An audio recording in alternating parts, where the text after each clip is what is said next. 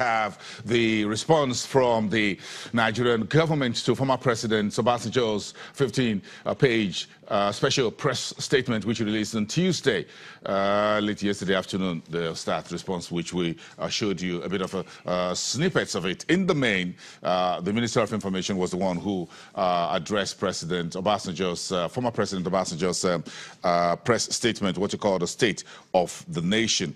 And then we'll gather this for you. And we're going to talk to some of this as we move on. But of course, what was said in that response was that the administration has availed itself creditably as the economy was battered by consequences of overdependence on a commodity as well as unprecedented pillaging of the Treasury. That was part of the opening words in the opening paragraph of that. Then Lai Mohammed went on to state some of the obvious numbers, which says data don't lie. So let's get this discussion going. It's going to be two parts, and the man who is doing that for us here this morning is the Chief Executive Officer at Carry Asset Management, one of the investment securities trading firm, the Nigerian market, securities market. Let's get the man here, Johnson Chuku. Good morning. It's good to have you. Feeling a little bit, getting the mood today. But again, we have very serious issues here. But first, this is the new year. On the 1st of January, we got the President's address, President Buhari's address. I'm sure you took your time to get a bit of that. Now we have the former President's statement. They will have a response as well. So within the last 3 weeks, thereabout, we've seen very serious information from the government and someone who's been in government as well. What's your first word? Well, interesting. It shows that our democracy is maturing. There's freedom of speech.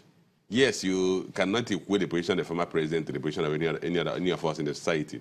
But the reality of the matter is that even the response you got from the government was not acerbic. It wasn't an attack. It was more kind of a very friendly response. In as much as they tried to parry some of the issues and respond to some of them, but I was also happy that in the past we would have seen a kind of vicious attack, and we didn't see that. And that shows me that, look, we're getting to a point as a society where we're beginning to accept the opposite opinion of others. I know you're in the corporate world, and I'm going to bring this in because that's where two of us belong. When you have an annual general meeting, for example, and shareholders come very heavily against the board, isn't it? Yeah. And I said, oh, we don't like these numbers, you're not performing well, we want you out, and what of that? And the chairman of the sharing the meeting and says, I have to give a statement that calms everybody down and try to explain the facts.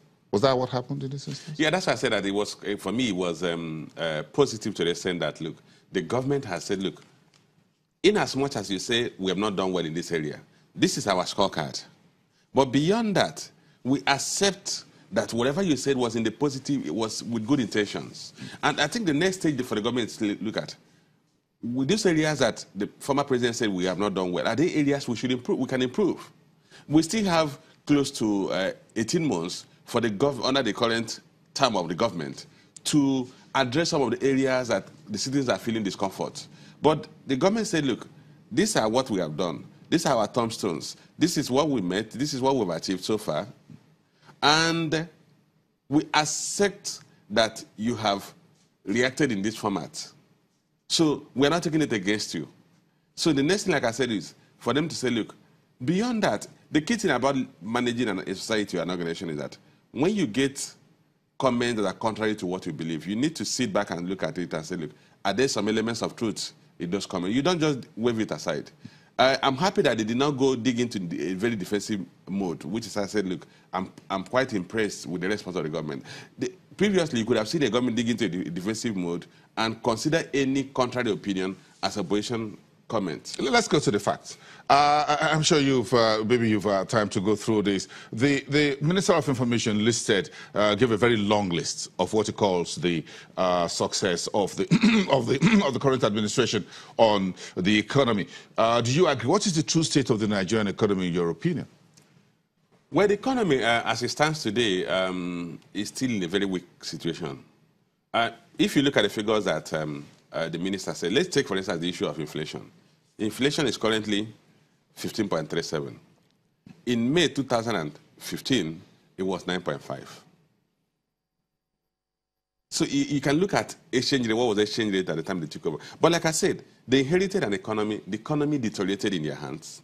They are taking steps to restore it to very strong health. And we must recognize the fact, look, sometimes you could get into something, and because of certain other factors, we can reel out those factors. It took them time to respond. It took them time to compose a cabinet and other factors. The economy took a turn for the worse. Exchange rate deteriorated to 525 naira per dollar. Inflation got to 18.72%. We've seen an unemployment rate at 18.8%. But the key thing that the government seems to have to be giving its lions and is going to work. The key challenge they have is that they responded too late. But what the minister read that was that there's improvement from where the situation deteriorated to. If you talk of exchange rate, we're now talking about $360. Okay, hold on a second here. We want to get the timelines very right, and I'm happy you're getting this so that we get the facts. We can situate these numbers. So in terms of where the administration came in on May 29, 2015, and when we went down into recession in 2016, then we start heading out of the water in 2017. So you think this set of data provided, economic data, by the Minister of Information yesterday, was those really from 2015? No, it was comparing the worst situation to the current situation. So the worst situation was circa 2016? Absolutely. Up to January 2017, when inflation was at its highest at 18.72%. So if you look at the time the administration came in, when inflation was around 9%? 9.5%. 9.5%. Okay. So, and you look at the exchange rate, about 150 to 190, somewhere around there? Right? Yes. Okay, so if you look at the parameters and you look at the jobs market, and the numbers were not as worse as they were today in May. Unemployment was a single digit when they came in.